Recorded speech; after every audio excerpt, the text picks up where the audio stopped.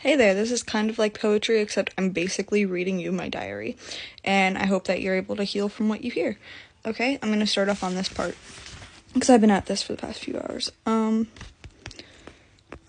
I know I'm not crazy. I've been here. I've been her before, and the shoe didn't fit. Truly, metaphorically speaking, no shoe ever has until it came time for the universe to show me this shoe.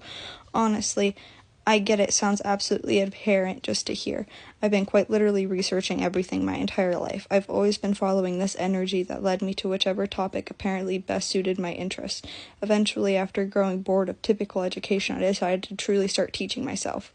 That led me to astronomy and astrology, which led me to numerology, which led me back to physiology, psychology, and neuroscience, which led me back to astronomy and the different types of charts and in astrology. Quite a wonderful thing, truly. How the stars tell you everything. That led me to being curious about everything, in a way I hadn't felt for quite a few years prior. Enough so that I started just Googling random words. Eventually, I started dabbling in spoken Sanskrit, and a few other languages, but the perceived concept God is, and then this explains. I was saying God is good and has my back because I'm good, but then some big spider ant-looking buggy came and ran onto my rape blankie, funny story, and under my notebook, so I talked to him for a bit, but since I'm scared of spiders, all except jumping spiders, and this very much so was very clearly not a jumping spider, lol, I did back up, and eventually, after a few minutes of letting him rest comfortably, I decided God was just letting me know it was time to go inside. So after waiting for him to crawl off my blanket, I folded it up with my pouch of stuff and went inside. I'm going to write about this here because I don't have anywhere else to go truly with my mind's reality. The only true solace I've found other than has been nature. Trees more specifically. I have dedicated one as mine each new environment I've been in. I've had quite a lot of trees to help me to get to this point, and I'm grateful for each and every one of them. Truly, they've been my only healthy image of family outside of myself. I moved back in with my mom after leaving my negligent ex. He would sexually assault me in my sleep, and I eventually got so stressed out I started having seizures. One day I had a seizure naked. It took 2 days till he told me the truth. I was gentle and patient. He had been coddled all his life. His dad killed himself, so he truly had no male support that would have or could have benefited him for his current emotional maturity. Truly, he just doesn't understand, and I challenge his entire belief system. It's truly only human nature to respond the ways he did in an attempt to gain some sort of semblance of control. I was isolated our entire relationship and had recently started learning how to love myself again. And he was self-conscious about that.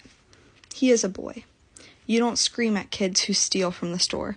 You call the cops or tell the clerk and they give them a stern talking to. That's what I did, at least. I left him on our 2-year wedding anniversary and we never got the thing legalized, so I'm glad about that. However, truly speaking, you could hardly call it a wedding. It was more like a funeral. I was so giddy I actually tripped on my dress walking down the aisle, and instead of rushing to get back up like what was expected of me, I just laid there on the ground laughing.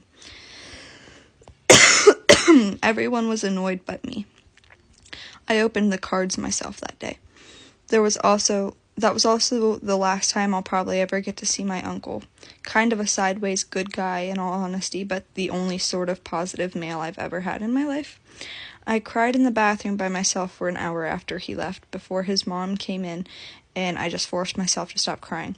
I went back out, grabbed the strawberry green tequila, and quite literally chugged. I'm just grateful I got to see my uncle. My other family members were there too, but I felt more like a puppet putting on a play.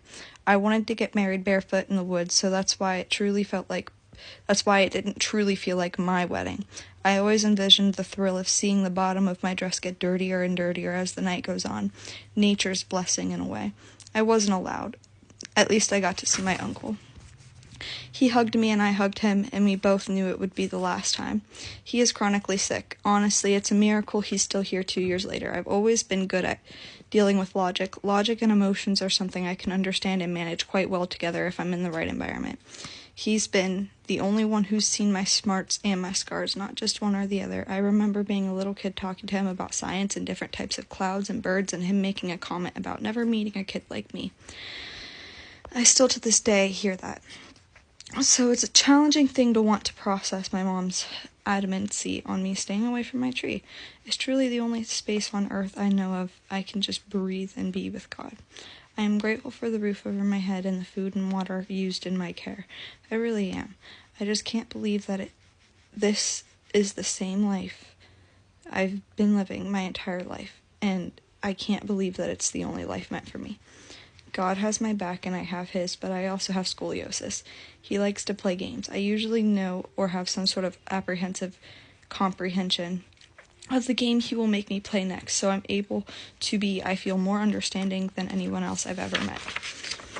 Sometimes, because of how good I am, I feel egocentric, selfish, but then I remember it's the same cycle, and I stepped out of that loose and blue rest, smoke over it to cleanse it, because I knew they aren't even capable of understanding themselves from my perspective or any other perspective when they simply feel subconscious, challenged, or inferior. I'm not ugly. I'm wicked smart. I have confidence. I'm crazy, talented, and I'm good at a lot. Spelling is not one of them, by the way. I haven't tried before. I'm good at a lot I haven't tried before, and I'm a good person. I would probably be a little self-conscious around me too if I didn't constantly clock myself like I do everybody else. I really don't like bullshit, and quite frankly, my life feels like a pint of it right now. Not enough to step in, but it's smelling up the room, and it's affecting my mood. Except it's not bullshit. It's honestly probably loneliness. I don't know, because God likes to put a blanket over my bad feelings. When I was 14 to 16. I tried killing myself, like a lot. I was raped by my dad, but that didn't even really bother me. What hurt was, yeah, sure, he was abusing the shit out of me, but he would actually respond. He would listen. He's the closest person on earth who has understood me, sort of. I lost my best friend. I learned to turn off any feeling down there after the first few times, and I really liked that school. It had a great curriculum, and I was going to be in all honors classes in freshman year. Since I exchanged just in time, I was also going to get to go to DC. I had a boyfriend at the time. He knew towards the last week of me being in Dover what my dad was doing. He then said his uncle broke out of jail, raped him, beat him, then proceeded to tell me he killed his uncle. Amongst similar patterns, and he and others exhibited towards me afterwards, truly has me questioning so many things. Why couldn't he just trust me enough not to lie so boldly? Why did he only want to call me when we were talking sexual? Why did my friends make me console them about my trauma? I hope they are healthier in their own minds now as I am, and I was quite comfortable. I've noticed with me, I really mostly only view good and beauty. I think I'm blind to the bad. Scientifically and astronomically, it makes sense. I was the happiest I had ever been. However, the one night I had to hide his gun from him, and I had no idea what I was thinking truly, but I hid under my brother's bed. And since I knew he was really drunk and it would be better later, but he ran into the room and tilted the whole thing straight up, and my 12-year-old brother woke up, and that was when I realized Austin was in danger, too, and I needed to get him out. April 19th was the last time he assaulted me like that. April 21st, I told Austin vaguely what had been happening. I told him to get everything he needed, put it in your book bag. April 22nd, we were gone. I waited until third period because the counselor was busy with state testing, but I didn't have it in me to wait anymore, so I told the teacher in the hall. She cried. I feel bad that I put her in that position. I was probably the last kid on earth they would have thought was going through something like that. Whatever the circumstances, I've always just been able to differentiate, I suppose, the appropriate setting for things, and I'm just good, because the entire 8 months I was there, nobody suspected anything. 8 months, and I didn't eat a single lunch, never even stood in line. The sub nobody liked but me on my last day there asked, "Are you alright? You seem a little off today." That's how I would describe my entire life with one story: who I am, how I think, and how I view the world. Yeah, if you guys are still here, 9:22 on the timer, guys, go get some therapy. It's okay to talk to people. It's okay to feel your emotions. Like, if you don't feel your emotions, who else is gonna feel them?